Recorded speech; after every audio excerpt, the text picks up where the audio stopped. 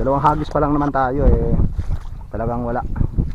Pagbaba pa lang kasi ng dala mga ka-fishing, kita na nila yung ano, kaya karipas ng takbo yun, hindi na maabutan. Mabuti kung ang laglag mo by the seconds lang, nasa ilalim ka agad yung ano eh. Okay lang, nag-try lang naman tayo. Kasi wala namang masama sa pag-try. Sinubukan lang talaga natin kung good or not good, or very so good. Ganyan talaga mga ka-fishing. Kung hindi natin subukan, hindi natin malalaman. Okay, makakaipon niya ata siguro. 2 pirasong gurami yan mga ka-fishing. May mga gagataan niya ata siguro. Mga ka-fishing.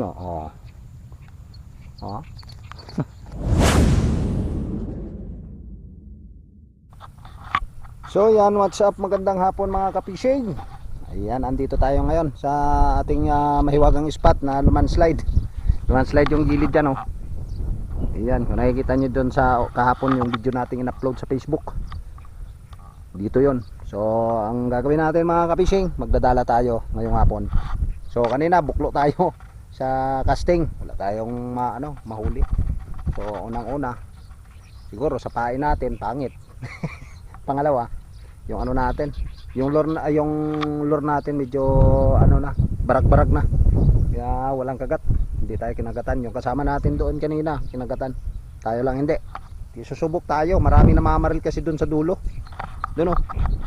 Yan sa taas ng tulay dyan, marami namamaril dyan, kaya tayo naman dito sa pinaka bukana. Yan oh, bukana na yan mga ka-fishing, sa pinagdalahan natin dati.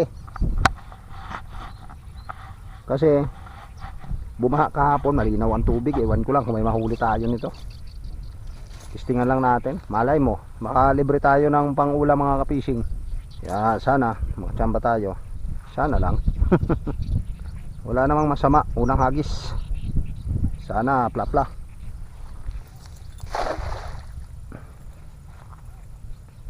Ayan ang unang hagis natin mga ka-fishing oh. Bah, lumalim nga ang tubig, walang pumapalag nabit pa. Wala sa unang hagis, walang naniwala.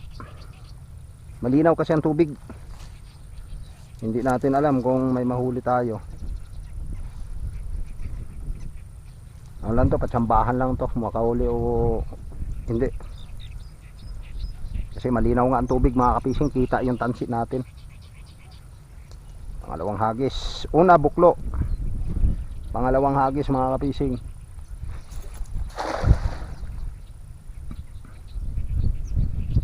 Uy, may gurami, may mga maliliit na gurami.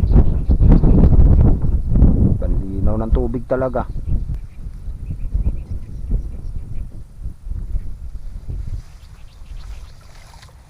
Walang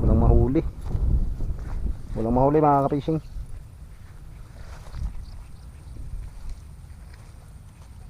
So iwanan muna natin to rito. Titingin na natin doon banda, doon kung may gata, pero hindi muna natin dadalhin yung ating dala. Diyan lang yan muna, pupunta muna tayo ron. Titingnan natin, may isda doon. Ang daming may mga tilapiyang maliliit dito, ang daming bulati dito, may maraming namiwas, tinapon yung bulati nila. Siguro dahil walang kumakagat, malalim ang tubig. Titingnan lang natin, linaw nga.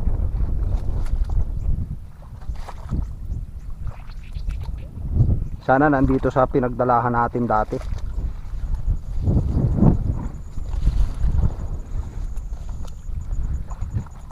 May water lily na dito mga ka-fishing.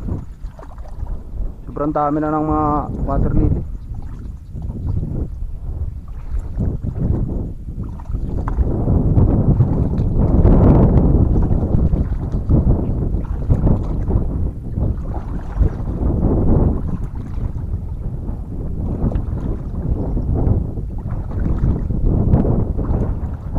Wala dito,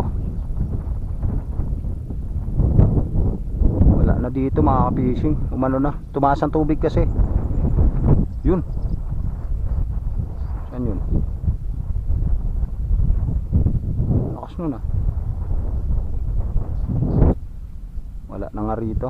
Dati pagpunta pa lang rito maano na sa tubig eh. Ngayon wala. Wala dito mga idol, maano ang tubig, malinaw masyado. Sureball ako, wala tayong mahuhuli sa dalan nito. Sobrang linaw ng tubig. Balik na tayo. Ayan nga mga kapishing, at tinignan nga natin dito sa pinakadulo. Kung nandito, dito tayo nagdala noon dati. So wala dito ang mga tilapia. Dati kasi dito pa lang kitang kita mo na. Naku, umaambon, nandyan na yung ulan sa likod ko. Ayan oh, namumuti na. Ulan na yan mga kapishing. So yun, palagay ko mabubuklo din tayo sa dala ngayon. Sureball yan. Dahil basta malinaw ang tubig, kita kasi nila yung ano, hindi kagaya pag malabo yung tubig, hindi nila makita yung tansi ng dala. Kaya yan oh. Uwi na naman tayo ng luhaan siguro nito. Pero mag try pa rin tayo ng ilang hagis dito na banda sa dulo. Dalawang hagis pa lang naman tayo eh, talagang wala. Pagbaba pa lang kasi ng dala mga kapishing, kita na nila yung ano, kaya karipas ng takbo yun, hindi na maabutan. Mabuti kung ang laglag mo by 10 seconds lang, nasa ilalim ka agad yung ano eh. Ang lamang na lamang dito mga kapishing, yung mga namamaril ng ano, tilapia. Dahil kitang kita nila yung tilapia dito. Kaninang umaga, grabe ang huli nila. Puro plapla ang karamihan. Lalapad.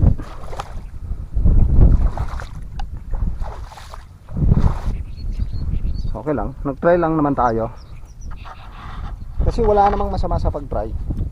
Sinubukan lang talaga natin kung good or not good, or very so good. Ganyan talaga mga kapishing. Kung hindi natin subukan, hindi natin malalaman. Pero tatapon pa tayo ng isa o dalawa pa. Wala pa namang ulan, ambon-ambon pa lang. Guys, ang pangatlong hagis. Makachamba tayo ng ano dito, ng plapla. Ang ganda oh, bilog na bilog oh. Yung mahuhuli lang ang wala eh. Ayun lang, sinapit. Wala.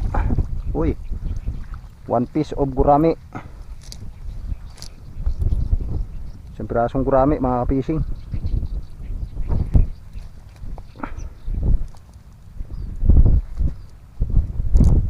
Sana yun, yan oh, gurami. Ha, eh pag nasundan pa ng mga ilang piraso yan ay sureball yan. Yun, ang gandang ganda ng ano talaga oh, ng hagis. Bilog na bilog talaga ang dala. Sana may nasakloban na plapla. May ano dito, kahoy sa ilalim. Nabit na naman.